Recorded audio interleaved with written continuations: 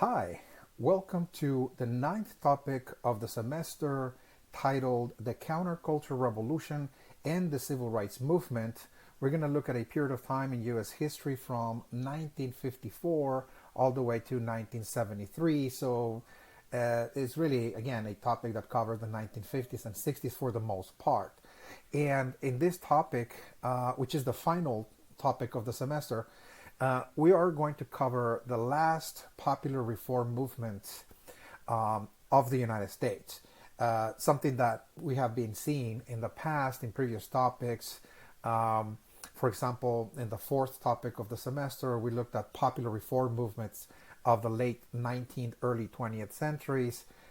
This was a movement led by specific social and economic groups like farmers, industrial workers, and also the middle class, which led, of course, the agrarian movement, the labor movement, and the progressive movement, respectively, each one of those groups. And so we also, in the sixth topic of the semester, looked at the Great Depression, which was another really moment of great upheaval and reform in the United States. There were important changes that occurred in the 1930s as a result of the Great Depression, which brought about things like the welfare state, for example. It was another, moment of great reform in the United States. Now, those are not, of course, the only reform movements that we have seen in U.S. history. Of course, if you take U.S. History 1301, you'll learn that back in the 19th century, particularly, there were, of course, also great moments of upheaval and reform in the United States, like in the 1830s, for example. The 1830s was another very important era in U.S. history in which there were millions of people across the country that were pushing for change and reform in the United States to, for example, address the problem of alcoholism in the United States. There was, of course, groups that wanted to limit the sale of alcohol in the United States. There were other groups that were pushing for creating a public education system in the United States to educate Americans, young Americans, to create a better country.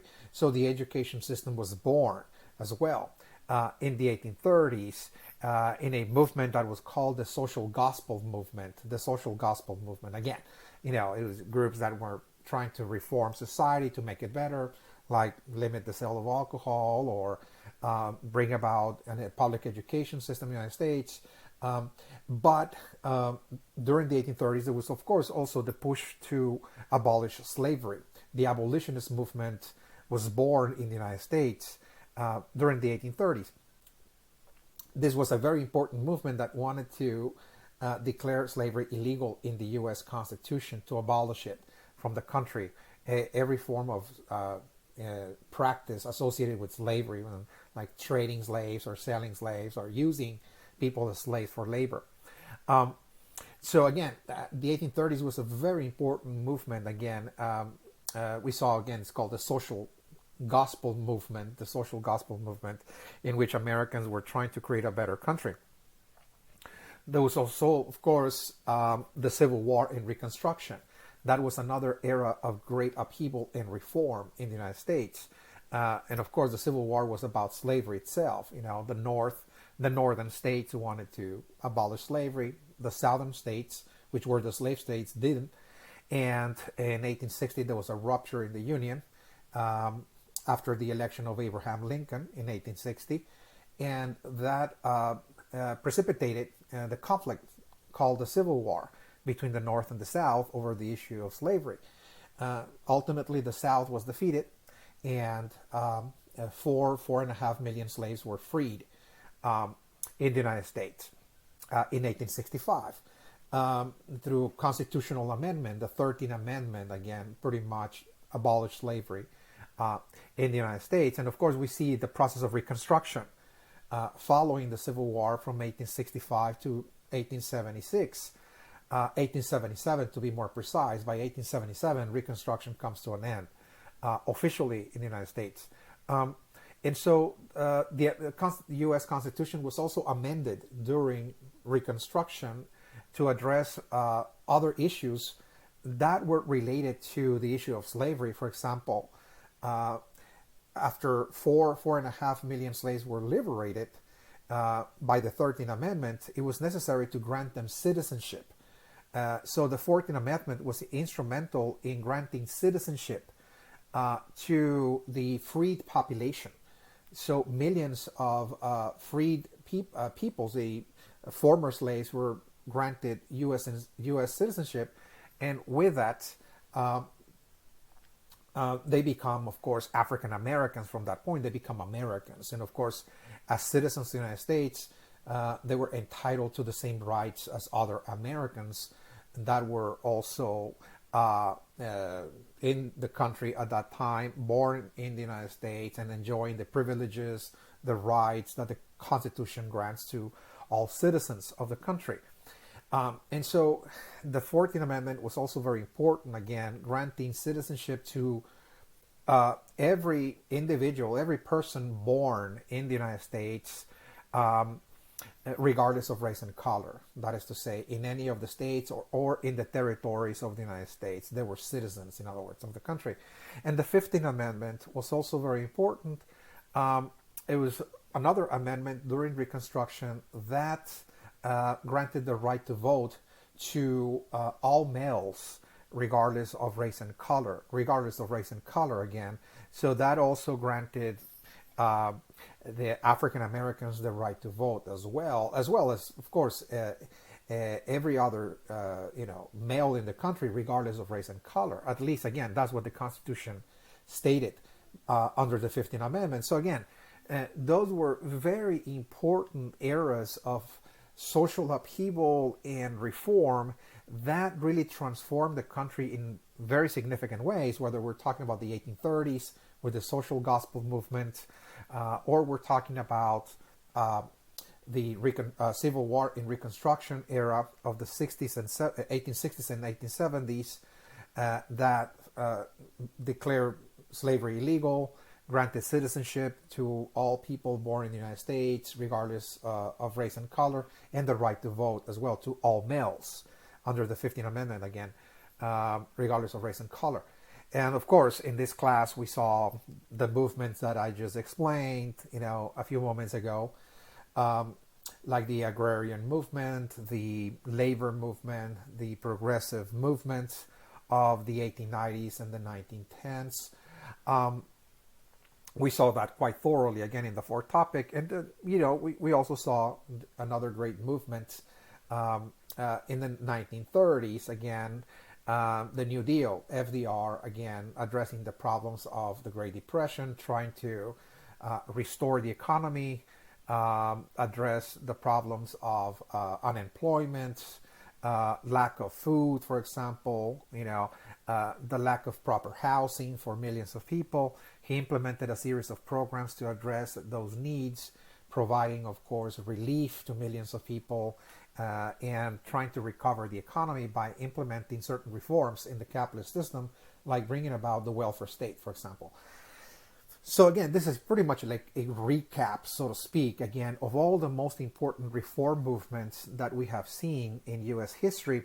But what this topic is about to do, this ninth topic, is really look at now the last popular reform movement in U.S. history that occurred in the 1960s, something that actually started back in the 50s, by the way, but the 1960s was the height of it. In other words, this is when the movement reached its climax, so to speak, the civil rights movement, which was coupled by another movement called the counterculture revolution as well. There were two movements that were simultaneously going on in the 1950s and 60s. One was more cultural, it was called the counterculture revolution, and the other one was more political, which was the civil rights movement. So let us go to our slide so we can now look at the table of contents and start getting into this material right away. So this is the grand title, again, the Countercultural Revolution and the Civil Rights Movement from 1950 to 1973. So the table of contents, what we're going to cover, again, it's pretty much that, that's what we're going to cover. Again, part one is going to cover the Countercultural Revolution from the 1950s and the 1960s. We're going to see very thoroughly what the countercultural revolution was. And once we do that, then we're going to examine the civil rights movement from 1955 to 1973, which, by the way, again, the titles, again, of those two movements pretty much tells you the nature of those movements. The first, again, is more cultural. I will explain that in a few moments, what the countercultural revolution was. It was more cultural, again, in nature, the movement itself, and the second, was more political, the civil rights movement. Okay, so let us start then with part one to look at the countercultural revolution. Okay, this is, again, a very, very important reform movement in the United States in the middle part of the 20th century that really changed in very significant ways and in very dramatic ways the nature of American culture. American culture is about to undergo a radical change in transformation from the way American culture was in the past, that is to say. So, as the title suggests, a counterculture revolution means that the generation of the 1950s and 60s, a great many of them, particularly youngsters, the young generation, particularly a great many of them, are going to go against the culture of their parents, against the culture of their own country, of their own society. That is to say, they're going against it, they're questioning the values, they're questioning the ideas of American culture, and in many cases they're rejecting, American culture, and instead they're going to be pursuing meaning and value in other cultures from around the world. They're going to step out of their own culture to look for more inspiration, so to speak, for more meaning in other cultures, outside of American culture. Okay, so American culture underwent significant change and reform, again, as a result of this countercultural revolution. Now, as a general introduction, let me first explain again, what the counterculture revolution actually was. In other words, to have proper definitions, if you will, as to, okay, so let's now get into the specifics as to what exactly was the countercultural revolution and what aspects of American culture this generation rejected. In other words, when we talk about rejecting American culture, so what exactly are we talking about? What values, what ideas of American culture were rejected by this generation? And what values they were searching for instead? In other words, they were not very content and happy with what American culture presented to them. What exactly were they looking for instead? Okay, this is, again, a general introduction that is going to enable us to really understand, once again, this topic more fully. And again, this is before we get into all of the aspects of the countercultural revolution. Okay, so when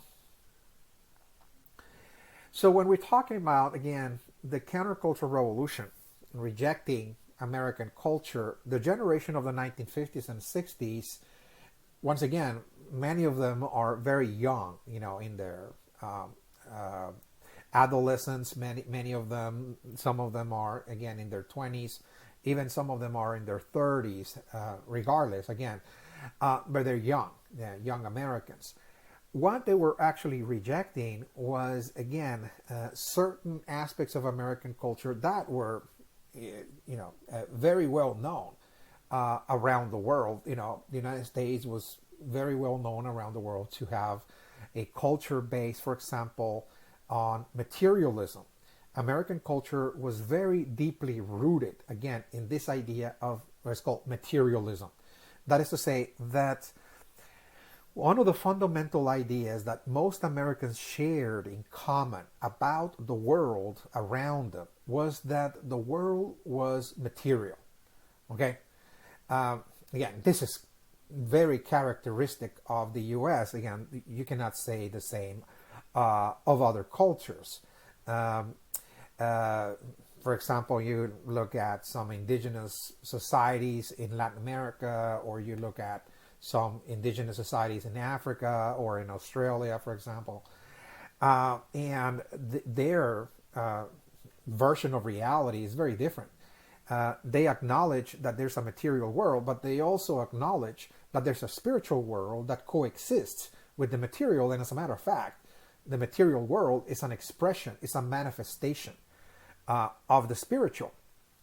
And so in those cultures, people don't really believe that the material world is ultimately real. That is to say, okay, whether we're talking about, once again, indigenous societies in Latin America or Africa, Australia, among other places. They're not the only ones. But in the United States, there was a belief, if you will, a conviction among most Americans that that the world was actually material, that we live in a material reality, a material universe, and this is the only thing that we have access to when it comes to understanding, how the world works. If you want to understand how the world works, well, you need to study matter. You need to study the material world, the elements, the forces. You need to study the molecules, the chemicals of matter, and so on, in order to really understand this universe, if you will. Okay, so it was not just that, but it went beyond that. That Americans really were trying to live a very comfortable existence, a very comfortable life in this world, in this material world, believing that, well, since this is the only thing that we can know, this material world, this is the only thing that we can grasp and know and study, well, it is very important to live happy in this world. So the idea that humans are here to be happy, to have material experiences, is very important for Americans. Again, materiality, materialism, that is to say, material happiness, material comforts, all of that was becoming more and more important in the United States. By the 1950s, undeniably, again, the United States was, a culture deeply rooted in material experiences, materialism, that is to say. So again, this is something that this generation of the 50s and 60s rejected. This generation was not really satisfied, with this notion that this material world or this material reality that's all there is to it. This generation was not satisfied with that. It perhaps believed that there was something higher, something deeper beyond the world of matter that was more real, if you will, okay, that needed to be explored, that humans were here in this earth, to explore the nature of the universe, not only from a material perspective, but perhaps even from a spiritual perspective. Again, so again, this is one of the first values or ideas that this generation rejected. The other was rationalism. American culture was also very well known for emphasizing the idea that human beings needed to be rational in order to solve all kinds of problems in this world. Okay, we're confronted again with the world of nature on a day-to-day basis, and in many cases there's a lot of problems that arise in the natural world. There's catastrophes, there's droughts, there are plagues, for example. Um, there are floods, and so on. There's so many different catastrophes that afflicts human beings. And as human beings are trying to survive and live in this world, uh, what American culture indicated at this time was that in order for human beings to actually survive in the face of nature, that they needed to develop their rational mind. In other words, to be rational human beings. And so, what is that? Well, to be rational is to really uh, try to understand the world of nature from a mechanical point of view. Okay? So, to be rational is to find material, mechanical explanations for everything. Okay? Uh, that's what rationalism actually means. In other words, that human beings need to use their analytical mind in order to really explain how everything works in this world by looking at material causes. In other words, why there's rain, why there's a drought, why there are catastrophes in this world, why there are diseases, sickness, and so on. So instead of looking for spiritual explanations, what rationalism actually emphasizes is that human beings need to, instead of looking for spiritual explanations, like for example, there's demons involved in the problems of the world, that the devil, is causing problems among humans, and that we're being punished by the gods, and this is why we're suffering, and so on. What rationalism actually indicates is that we need to set aside those ideas and instead try to find material, mechanical explanations for everything. Okay, in order to solve those problems. In other words, use the science that we would have been discussing in the past, modern science, the scientific method. In other words, look at the world around you from a materialistic perspective and trying to find material causes for everything that happens in the world. Okay, for example, why there's disease? Well, there are of course germs, microbes that cause disease, particularly, for example, epidemic disease.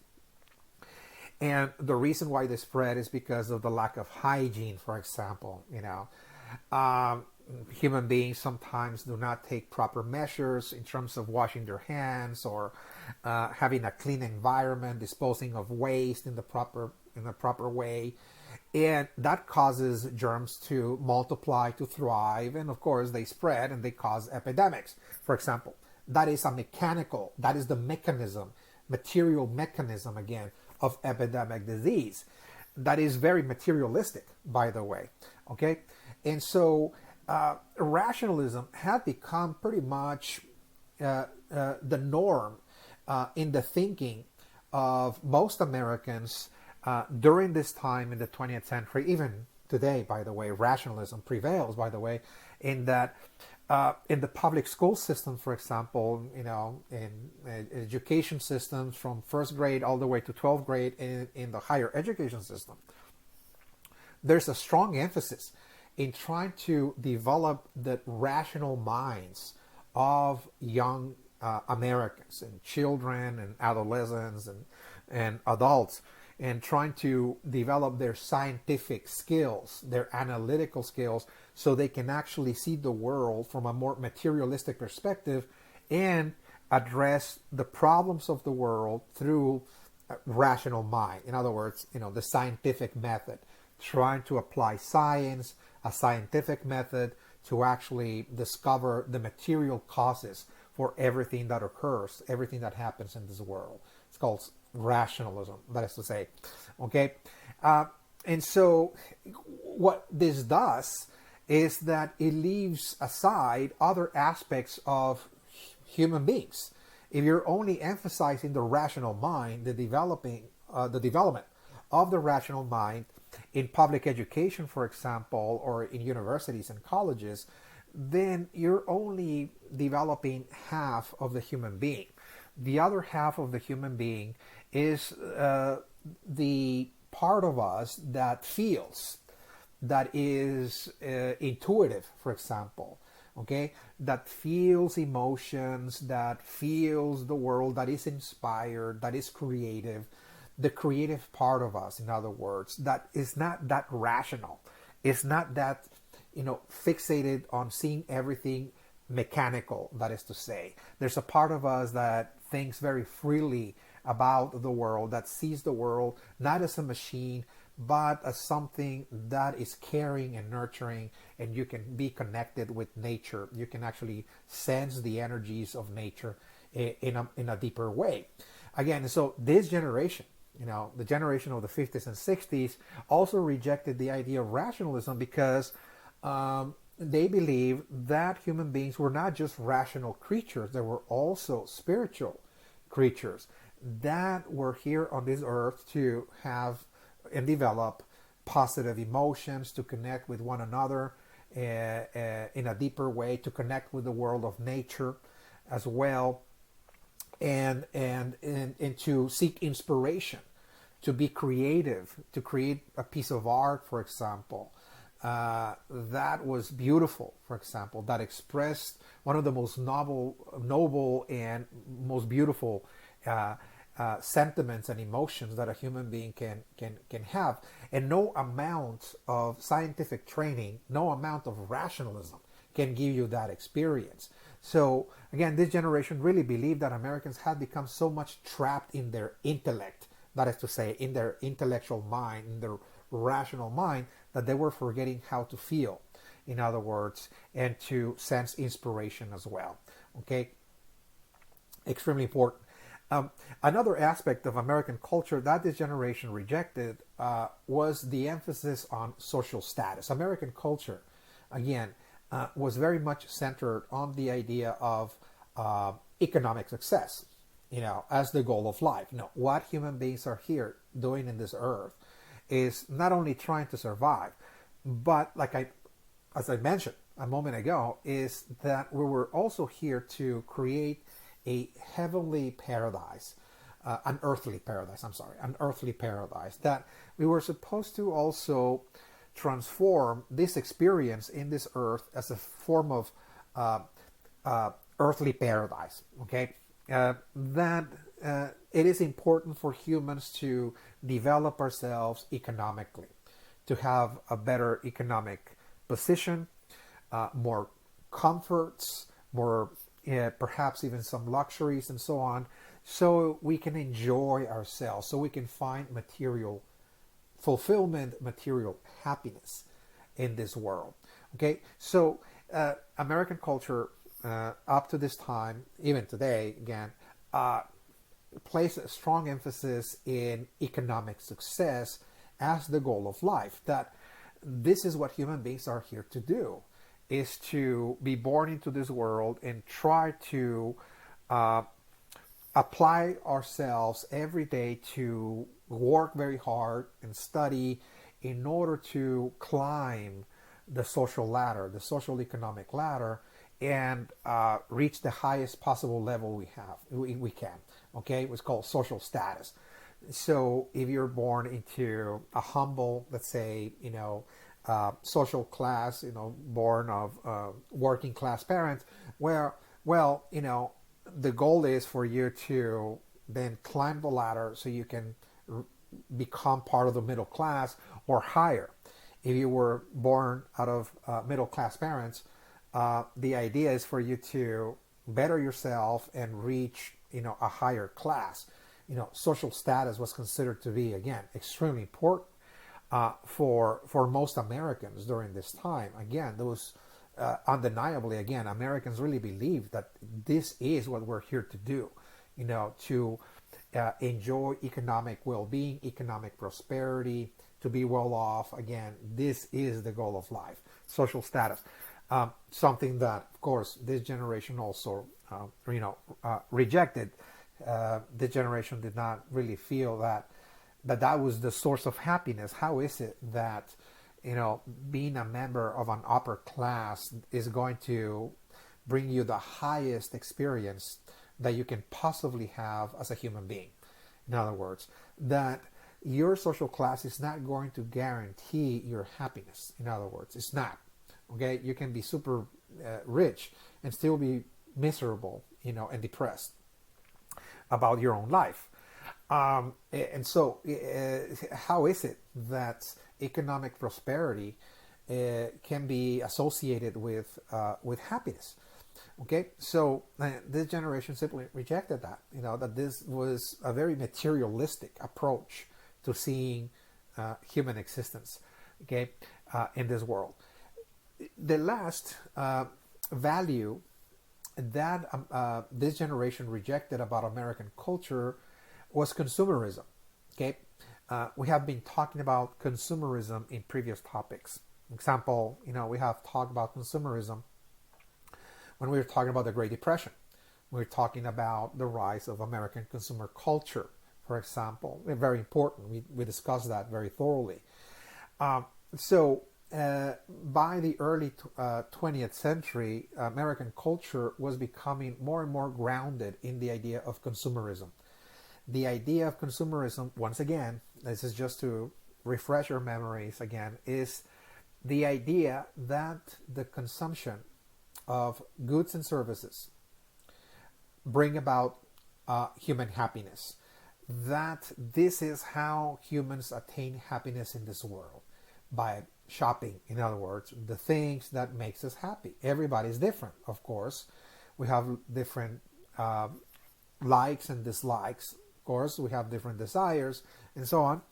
But ultimately, what Americans became convinced of in the early part of the 20th century was that the satisfaction of your desires, of your material desires, the satisfaction of your material desires was ultimately happiness itself. Okay, that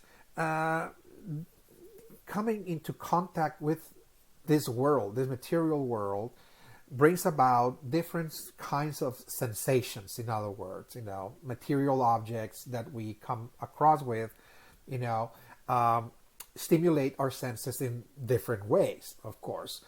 And so stimulating our senses became associated with happiness. If you sense pleasurable sensations with some objects in this world, let's say an automobile, or clothing, for example, or food, or certain drinks and so on, they bring pleasure. They stimulate our senses. We like the colors, we like the objects, we like the sensations that those provoke in us, like riding a car, for example. And it can be very sensational in many cases, speeding or whatever, or driving a very luxurious car, very fancy and so on.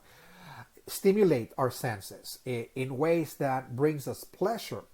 Well, Americans became convinced that those pleasurable sensations that material objects, particularly consumer products, will bring, that was actually happiness. So consumption, consuming those products, buying those products, going out to shop at malls and stores and so on, buying those objects, if you will, that will stimulate our senses and bring about pleasure, that was considered to be, of course, happiness. In other words, pleasure was nothing other than happiness. So the more pleasure you have, the more happy you're going to be. And where is the pleasure going to come from? From consumer products of all kinds, of course. So that's what's, again, consumerism. Consumerism is, again, the idea that the consumption of goods and services will make a human being happy. In other words, okay? This is another, again, value that this generation rejected altogether, okay? They come into the world in a society that was mesmerized by consumption, okay? And when they looked around, they were just shocked to see how millions of people were just waiting to get paid in order to go out and buy products. and feeling very happy about it. In other words, to be surrounded with so many different products and so on, that was really, again, uh, what the goal of life was. And so again, this generation considered, that kind of behavior to be very strange. How is it that a material product, any object, that's really what it is, it's a material object. How is it that a material object, can bring happiness? How can you be ultimately happy in this world by actually owning or possessing or being surrounded by those products? It's just, again, very strange. And so this is another value that this generation rejected as well. They just felt that this was not, the way that human beings attain happiness. So instead, what this generation attempted to do was to search for meaning and fulfillment uh, in other cultures, in outside cultures, in foreign cultures, outside of American culture. That is, because they rejected materialism, rationalism, social status, and consumerism, and by doing so, because they were not content, they were not satisfied with those values, with those ideas. They instead were looking for other ideas, again, that were perhaps more meaningful, that they interpreted to be more profound, to bring more happiness, more fulfillment, again, in other cultures. Something we're gonna get to, in due time, in just a few moments. But what they were actually searching for is that they were searching for spiritual and mystical experiences. Okay, this generation was really, again, a generation that rejected materialism, but at the same time, they were on a search, on a quest to really search for spiritual and mystical experiences. So what that means is that since they were not really content with this idea that this world is just material and that's all that we can actually know and study by using our rational minds, instead what they endeavored to do was to search for a spiritual reality. In other words, that there was perhaps something higher, beyond the world of matter. Now, beyond the world of matter was another world, in other words, that was deeper, more meaningful, more expanded, more real, in other words, than this material world. And they really wanted to experience it, in other words. Okay, they wanted to experience the spiritual realm, okay, to have a connection with it and a direct personal relationship with the spiritual world. That's what a mystical experience is. A mystical experience, again, is a personal relationship with the spiritual world. Okay, and when you have a direct relationship with the spiritual world, and you have a deep personal experience with it, that is called a mystical experience. A mystical experience, that is to say. Okay, so they were searching for that. They were also searching for something called community living, in terms of building new communities, coming together with other fellow human beings that share the same goals, the same aspirations as them, that they wanted to, search for the spiritual world, for example, and so on, and create a community. Okay, a community of people that are like-minded, so to speak, so they can come together and create a new kind of society, a new kind of social world based on community and what is called cooperation. That is to say that instead of individuals competing with one another for resources and success, the way American culture was, again, American culture was based on individualism. People seeing themselves as individuals competing with one another in this world and so on, in order to get ahead in life, climb the social ladder. That instead of that what they wanted to do is just do away with individualism and instead live in a community in which people will cooperate, not compete, but cooperate with one another in order to create, again, a new social world based on community. That is to say, Okay, that everybody will collaborate, cooperate with one another to sustain the community. Okay, to do away with individualism and competition, that is to say. Okay, this is something again that they were also uh, trying to establish, particularly in the 1960s, new communities. We're going to get there again, what kind of communities we're talking about that were formed in the 1960s. Um, and also, a certain portion of people, particularly among the Mexican American community and African American community, were also trying to find meaning and fulfillment by actually reconnecting with their own ethnic roots. That is to say, particularly Mexican Americans and African Americans, what we see is that the way that they wanted to find more meaning in this world was by going back to their ancestral cultures. They rejected American culture, but instead, what they were doing is that they were really going back to find answers and meanings again to, for example, recover the wisdom, for example, of their own forefathers, their own ancestors.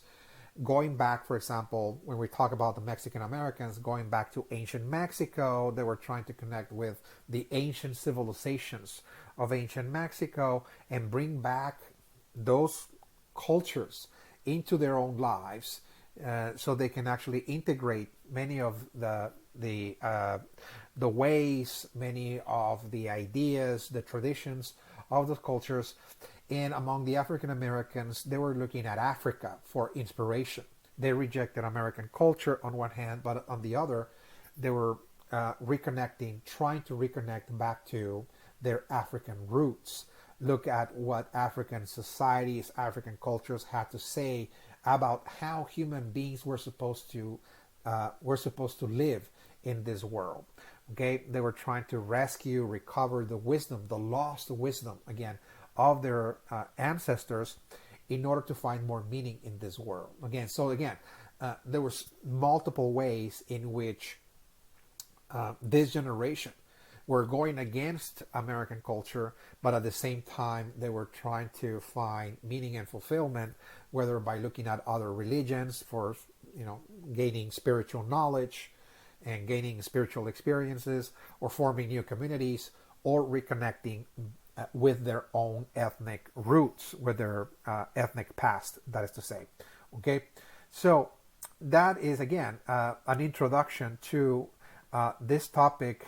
Now let's look at more detail about the counterculture revolution itself. Again, what we just went through was a general introduction. Again, it was very useful, by the way, because we're able to identify what aspects of American culture were rejected and why, and what at the same time this generation was searching for. Okay, now let's look at the historical background of the counterculture revolution. Okay, in other words, now let's go into the specifics of the counterculture revolution by looking at, for example, at this generation. We were mentioning the generation of the 1950s and 60s that is carrying out the counterculture revolution. So let's look at this generation, and historically, this generation that carried out both the counterculture revolution and the civil rights movement is a generation that today are called the baby boomer generation. The baby boomers, okay? The baby boomers. Why are they called the baby boomers? Well, they're called the baby boomers because after World War II, okay, particularly again, we're talking about the end of World War II in 1945. So just immediately after the end of World War II in 1945, what we're going to see in not only in the United States, but around the world, by the way, this was a global phenomenon, was that there was a baby boom. Again, there were millions of babies were born just in the United States alone. From 1946 to 1949, there were 50 million babies born in the United States, which led to a 30% population increase. 30% population increase in only 13, 14 years. Okay, in a short span of time, we're going to see a 30% population increase. So again, it's a phenomenon, which, by the way, is not exclusive of the United States. This is, again, something that occurred worldwide. It's a worldwide phenomenon, the baby boomers. This is the generation that is going to create this change that we're describing here. And so, why is it that we see this phenomenon, this baby boom, after World War II? Why is it that suddenly, we see an explosion again of babies being born in the United States in great numbers? There's 50 million of them. Where there's a couple of factors again that can explain why there was this phenomenon was made possible. One is that after World War II, what we see in the United States is that the American economy recovered to a very great extent from the crisis of the Great Depression. In other words, this is something I already mentioned in a previous topic, that what really got the United States out of the Great Depression of the 1930s was the Second World War. As a matter of fact, the economy was reactivated. Industrial production, of course, skyrocketed because once the Second World War started and the United States stepped into the war in 1941, late 1941, there was the need to produce, of course, a great deal of materials for the war, particularly, again, in this wartime production. It's a war economy. And so hundreds of industries reopened, and they started pretty much producing all of those war materials, hiring millions of people in the process, that is to say, which led to a boom, an economic boom in the United States that was actually sustained even after the war ended. And so the American economy recovered, as a matter of fact. And so there was affluence in the United States. Affluence was prosperity. Again, it was a great deal of prosperity, affluence in the United States. Most Americans have, of course, a decent house with good paying jobs and so on and so forth. There was a great deal of affluence and prosperity in the post-war years. It was very important because as families had more incomes, more resources, they could actually provide for their newborn children. Again, newborn babies coming into the world, were coming into families that were very affluent. That is to say, so affluence was one part of it, but the other is that there were, of course, certain improvements in health science as well during this time. For example, the polio vaccine was developed around this time by Dr. Jonas Salk, which made it possible for a lot of newborn babies and children to make it into adulthood, because one of the primary causes of infant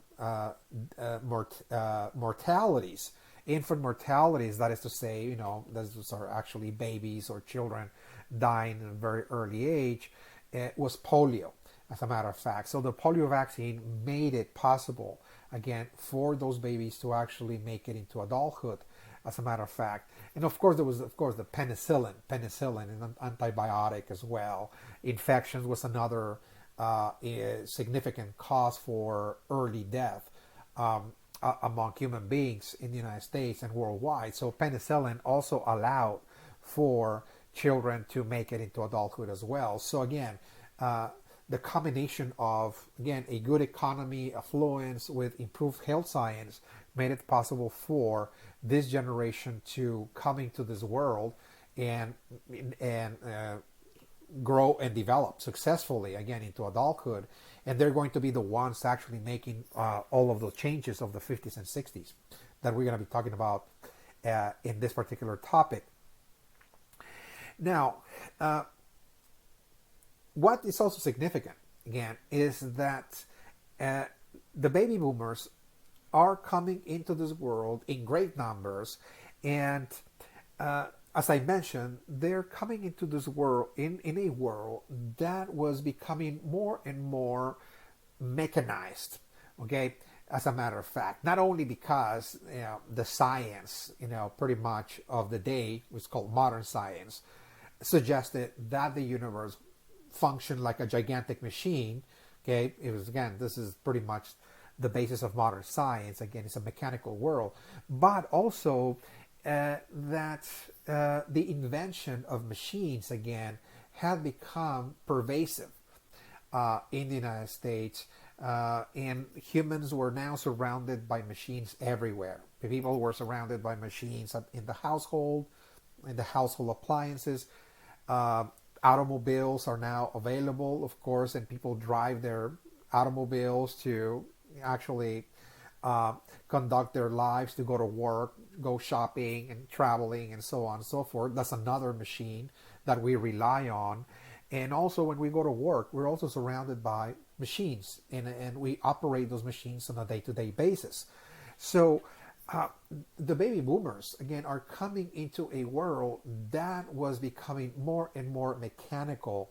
And this is going to be very, very important, as I mentioned, that is going to have an impact as to why they're going to reject American culture, is because they were coming into a world that was becoming very, very strange for them, very mechanical, that is to say.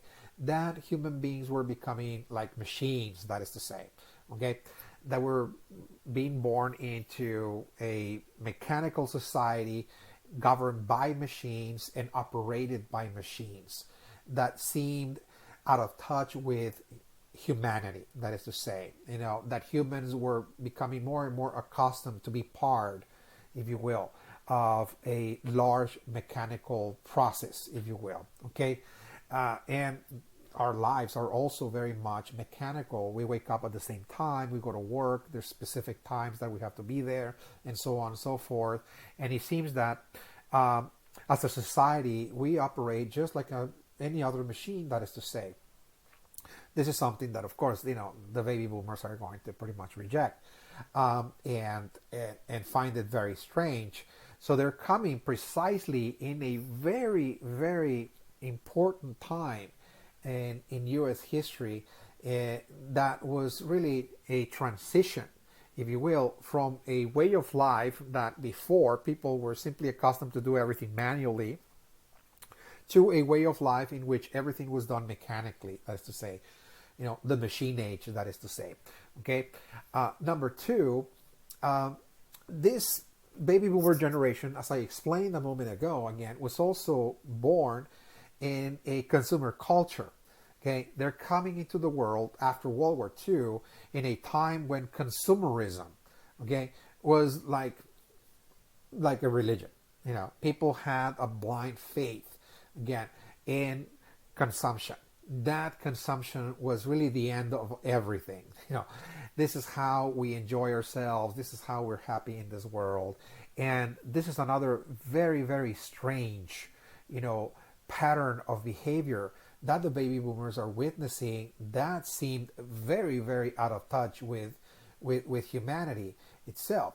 Okay, how people were hypnotized or mesmerized by the commercial ads and pursuing those products, and going mad about them, and so on and so forth. Going crazy about them. Again, this is another very important feature of American society by the time that the baby boomers are coming into the world. So, okay, consider that, of course. But most importantly is that the baby boomers are coming into the world in families that experienced the Great Depression. Okay, their parents, after World War II, this is very important, the parents of the baby boomers, lived through the Great Depression of the 1930s. And so why this is important to understand the baby boomers is because more than any other generation, in U.S. history, the baby boomers are going to be coming into the world in a time when their parents, since they experienced the trauma of the Great Depression, their parents lived through scarcity, loss of jobs, unemployment. They lived through hunger, perhaps parents that were in the streets, that lost their homes, lost their mortgage, for example, and so on, lost all their savings, when the great crash occurred in 1929, and so on and so forth. So their parents carried the trauma, the economic trauma of the Great Depression, the scar of poverty, that is to say. And so more than any other generation, the baby boomers are going to be confronted with parents that were hammering in their heads on a day-to-day basis that what they needed to do in life is to make sure that they were going to be well off economically, financially, that they needed to make sure to go to a good school and study something that was profitable. Don't be concerned with anything else other than what is going to make you money. In other words, you have to make money in this world. So study law, study medicine or engineering, whatever it is, whatever. But you have to study something that is going to secure a financial future for you, okay? And forget about everything else, okay? Because you have to avoid poverty, they were told. You have to avoid poverty at all costs. You have no idea what it means to be poor, what it means to be hungry, to be in the streets, and so on and so forth. So, again, their parents were traumatized, about economic matters so much that they hammered to in their children's minds, if you will, that they needed to actually take care of their financial futures more than anything else. That this is what is the goal of life. You need to understand, they were told by their parents, that you're living in material reality. Okay, this is a material world that you need to take care of, and that it's important that you advance yourself economically, that you attain a higher status. Okay, make sure that you study something profitable, a good major in some career that is going to make you good money, buy a house in the suburbs, form a family, retire at 65, whatever it is. This is what you need to do. And of course, use your money to buy everything you want. Okay? Consume, that is to say. This is why, finding a good job and studying a good career, a good major, again, is important, because ultimately you're going to have all the means to be happy in this world. You're going to buy the house you want. You're going to buy your vacations and so on, everything you want, your automobiles, you name it, you're going to be very happy. So this is very important.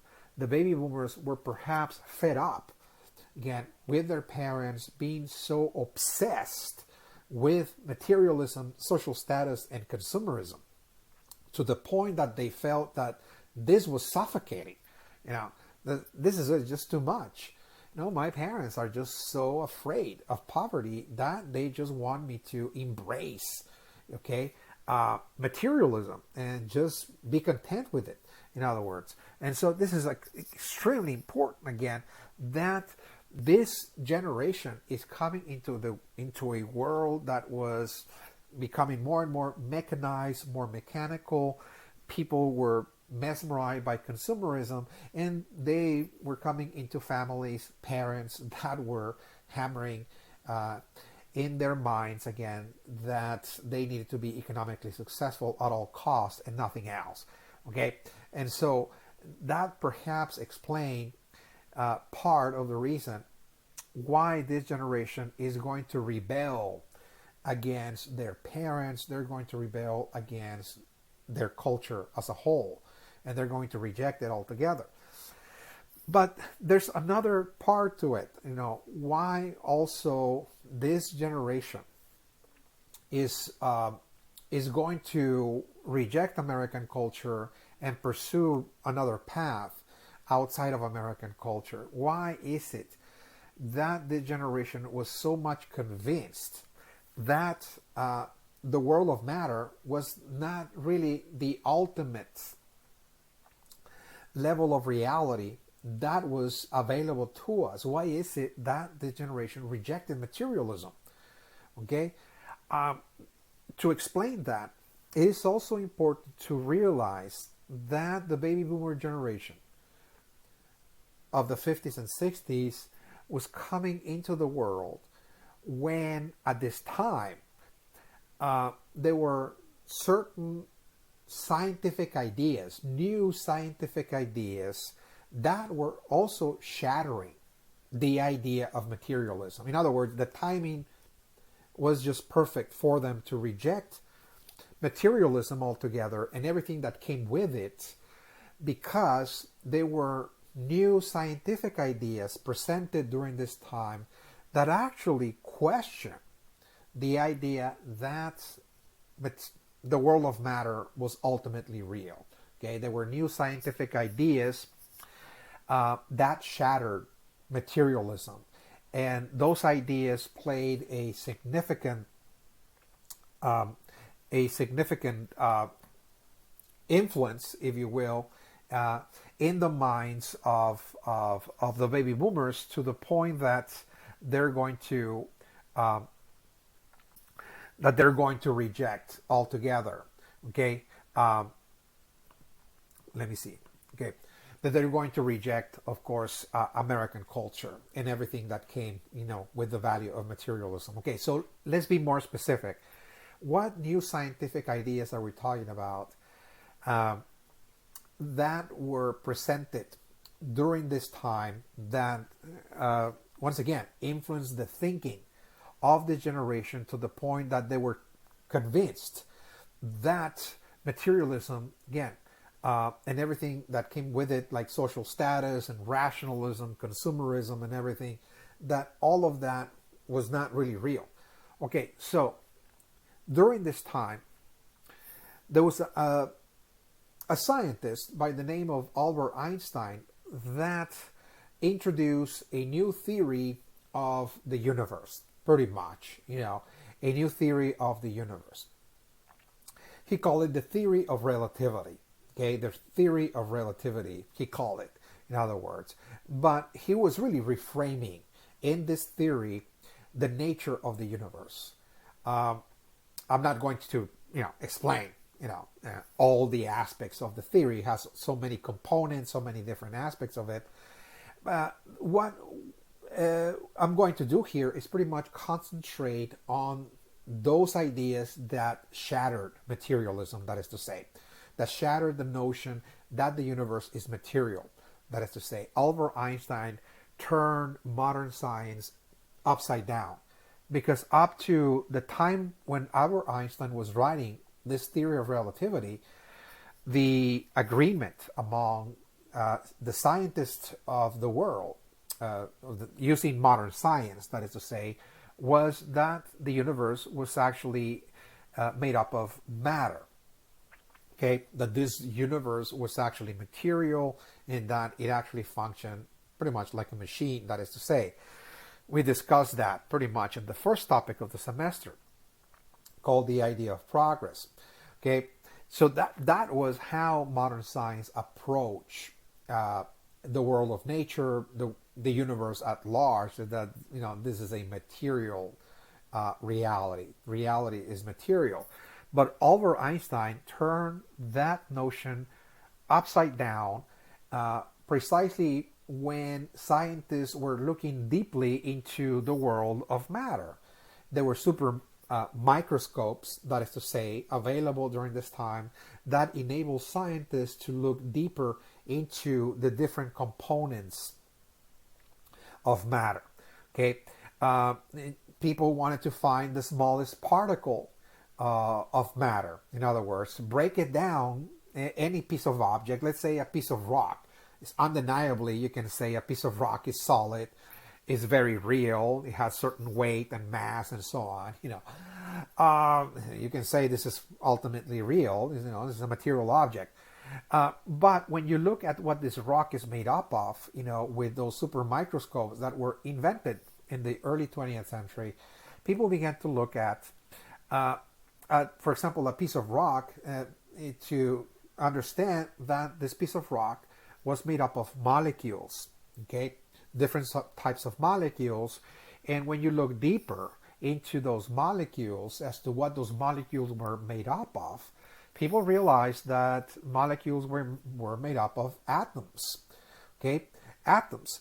And so the belief was, prior to the use of those microscopes, that the atoms were actually like bricks, like solid physical, bricks that were very, very, very miniature, if you will, microscopic, that were the smallest particles of matter. But when people began to look at atoms with those supermicroscopes, they realized that atoms were not actually physical things. Okay, those were not actually like small bricks, if you will, but those were actually particles of light. Okay, that the atom was actually a unit of energy, that is to say, that was a particle of light, that is to say, that really contained other very small particles of light called subatomic particles. So an atom consists of subatomic particles. They're still very tiny particles that make up the atom. And when people began to look at those subatomic particles, they realized that those subatomic particles actually vanish into nothing in a split second. Those were not actually things hanging in time and space. Those subatomic particles, again, were actually flashes of electricity that were appearing and disappearing, millions of times per second. That our eyes, our regular, apparatus, if you will, sensory apparatus, our senses, cannot really detect the speed by which matter is actually appearing and disappearing, millions of times per second. So any object that you see in this world, however solid it is, however real it appears to us, is actually, again, is just light. Ultimately, it is light, is made up of atoms, which are just light particles that are actually vanishing into nothingness. In other words, they just disappear and then appear and disappear millions of times per second, that our senses play a trick on us, our brain, if you will, that what we're seeing is actually something real, something solid, that this world of objects and material things that surround us, and etc., the world of nature, that is actually real, when reality just are actually fields of energy. Again, everything is just frozen light. Everything that you see is just a light show, that is to say, that appears very real, again, to our senses. And so we become convinced that it's actually real when it's not. Okay, it's just a dance of light. Okay, dance of atoms that are flickering in and out of existence, and they're shifting appearances and so on. And that is, again, what Einstein revealed, again, in the theory of relativity. In a nutshell, again, you can study this, and you'll realize that there's other components to the theory, of course. But again, Albert Einstein pretty much started something new, pretty much initiated a new era of science in which he's announcing that the world, the universe, is made up of energy. Okay, at the very least. Okay, so this is extremely important because when Einstein comes along writing this theory, is really, again, convincing people. People can actually use those super microscopes and actually observe, of course, material objects and realize that everything is just made up of energy. But ultimately, again, what Albert Einstein is actually suggesting is that, look, this material world, again, it's not really real, in other words. And so everything that we claim to know about this material world, everything that we claim to know is only a temporary observation we're making. It's not really real. Okay? Everything that we study about this world, everything that we claim to know about how this world works, is just a point of view. Okay? Everything is just a point of view. This is what he's saying again. So we cannot make a claim and say, I have, of course, the absolute truth as to how everything works in the universe. Everything that we know only applies to this moment in time in this earth, only here momentarily. Tomorrow that might change because energy is constantly changing. Okay, so all our scientific knowledge, everything that we claim to know about how the world works, why there's rain and droughts and disease and everything, again, is just a temporary, understanding of the world. It can change tomorrow. It can change in a few years and so on, depending about how energy moves. In other words, the universe is so vast, it's so infinite that in order to pretty much understand it, it's not going to be possible by the human mind, again, because it's just, again, infinite, that is to say.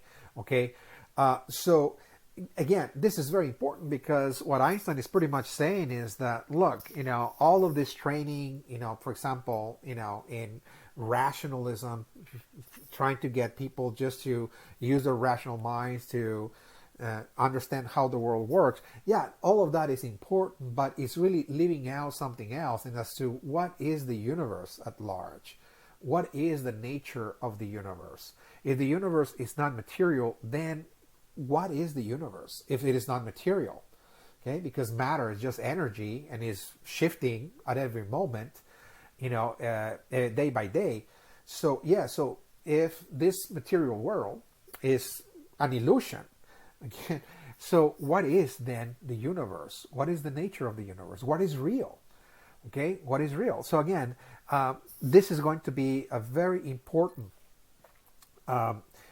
idea that this generation took as proof, if you will.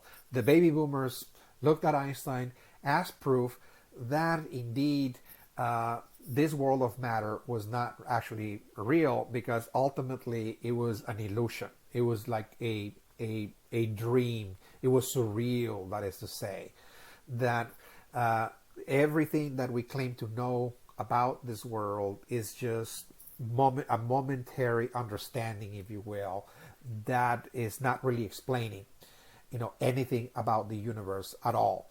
Okay, so again, Einstein pretty much opened the doors, if you will, for, again, other scientists to come in and also proposed other ideas that shatter materialism, like, for example, Carl Jung. Carl Jung, the psychologist. Now, Carl Jung is a psychologist. He's not a physicist. He's not studying atoms, or he's not really studying, the universe. He's really studying the human mind. Carl Jung was largely influenced by Einstein, by the way, in many respects. And he, likewise, Carl Jung, is going to bring new scientific ideas about the human mind that are also going to shatter the world of materialism.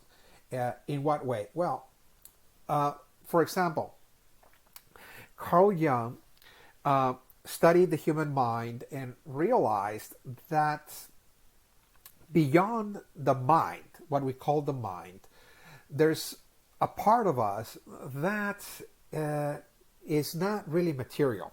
Okay, that we do, of course, have a physical body. It's very obvious. Human beings possess a physical organism, and also we possess a mind. The mind we use, of course, to store memories and to understand the world around us, to analyze it, and so on and so forth. Modern psychology up to this time understood that very well, that this is what human beings are, just physical creatures with a mind, and so on and so forth. But what Carl Jung actually revealed is that there was something higher or deeper, within ourselves, that was actually more real, and it was the one that was actually witnessing, observing our physical activities and mental activities. Again, whether we call it consciousness or awareness, if you will, that we possess consciousness, in other words, and this consciousness is not material. You cannot locate it anywhere in the body per se. You cannot actually study it under a microscope. It's not a thing. That is to say, is actually the part of us that goes beyond the physical body and the mind, that is in the background, is like a witness, if you will, is conscious of our activities. Everything that we're doing physically, when we speak, when we think, etc., is taking notice of that. In other words, he called it the unconscious. The unconscious. In religious terms, the unconscious has been known to be the soul or the spirit, of course. But Carl Jung did not want to call it soul or spirit because he's a scientist. Okay, so he did not want to call this consciousness in religious terms, but rather use a more neutral kind of term. So he called it the unconscious. And the reason why he called it the unconscious is because most people, he said, are unconscious that they have a consciousness. People are very much identified with their physical bodies and with their minds and with their thoughts, not knowing that they have a consciousness, in other words. So for most people, that consciousness is unconscious, okay? They're unconscious that they have an awareness, that they have a consciousness that is non-material, and that is actually witnessing and taking notice of everything that they do. One of the ways that he discovered the unconscious was by the study of dreams. He wrote extensively, by the way, about dreams. Okay, during dream states, this is something that all human beings do, by the way. We all do that. Again, we all have dreams at night. There is activity taking place, even though the body sleeps and even though the mind is also inactive. Well, during the dream state, when we have images and symbols popping up and there's a plot, sometimes a story we find ourselves in, and so on and so forth, those are called dreams. Well, how is it that when the body is totally asleep and the mind is inactive, why is it that there's a part of us that is taking notice of the dream? Okay, so what part of us, even though the body is asleep and the mind is inactive again, why is it that we're still conscious of dreams? We're taking notice of that. We're taking notice of the dream. So what part of us is the one that is taking notice? Well, that's once again, our consciousness. That is, again, what people call the soul in religion, the spirit. Again, that's the one that is actually witnessing the residual memory. This is recycled information of the mind that is being processing again during the dream state. Those are things that we live during the day, stresses or phobias, anxieties, worries, whatever. Again, strong impressions, emotions that we went through during the day.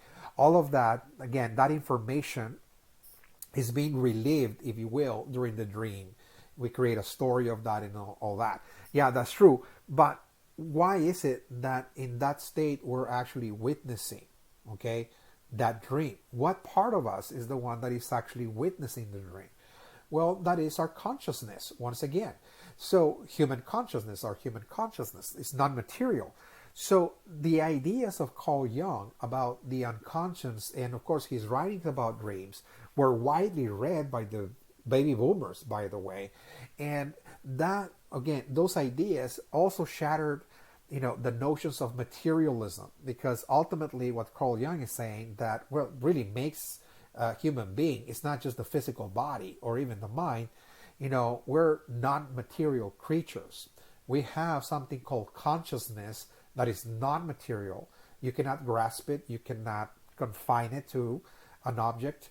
It's not something you can study or see or witness or measure it again, but it's there, okay? And it's pretty much, taking notice 24/7 during the waking state and even the dream state. It's always there. It's a witness, if you will. It's a consciousness, again, that is taking notice. So the baby boomers, again, are going to be convinced that this consciousness needed to be awakened, okay?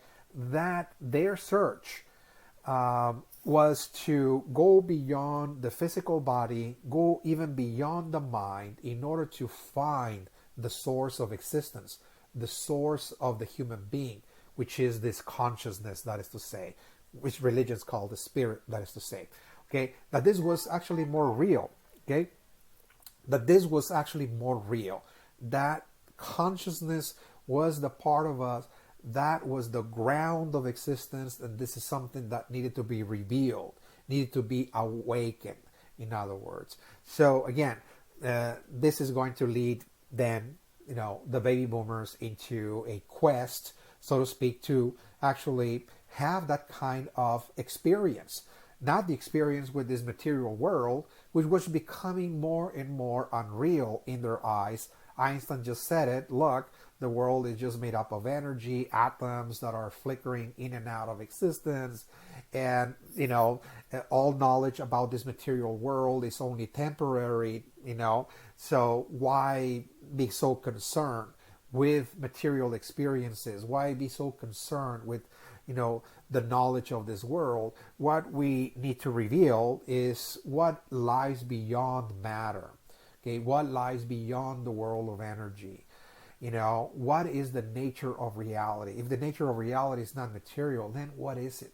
Okay, and so the ideas of Carl Jung also are coming in to reinforce the notion that there was something within ourselves that was beyond our physical body and our minds, that we're not our physical bodies and we're not our thoughts.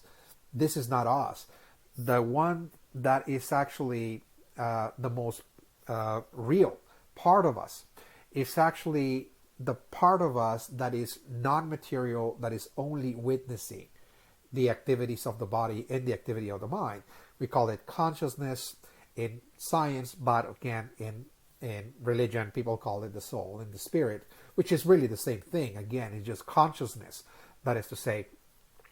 And this baby boomer generation, again, is going to be now on a quest to say, well, this material world, all of this is just an illusion. It's just a dream. And we need to find the dreamer, okay? We need to reveal who the dreamer is. Who is dreaming about the world of matter? Who is dreaming about this physical body that I have? Who is the one that is most real, that is actually taking notice of everything? Consciousness, in other words. Well, let's awaken that consciousness. This baby boomer generation is going to be now on a quest to find the meaning of existence, the meaning of life in a more spiritual way. And they're going to launch, of course, a movement called the existentialist movement, something that we're going to see in great depth, in great detail in the next session, session 2, when we come back. Now we're going to get again into more and more depth about the existentialist movement. And with that, of course, we're going to look at how there were, people in the existentialist movement, the baby boomers, looking at foreign religions, such as, for example, Hinduism, Buddhism, Native American spirituality, for example, and how they were trying to find meaning, again, in foreign religions, or forming new communities, community living, forming new societies. We're going to see that. Or baby boomers that were trying to reconnect with their ethnic roots, whether they were trying to look at ancient Mexico or ancient Africa. Everything when we come back in session 2. This is the end of session 1, and I'll see you then in session 2 when we come back. Thank you.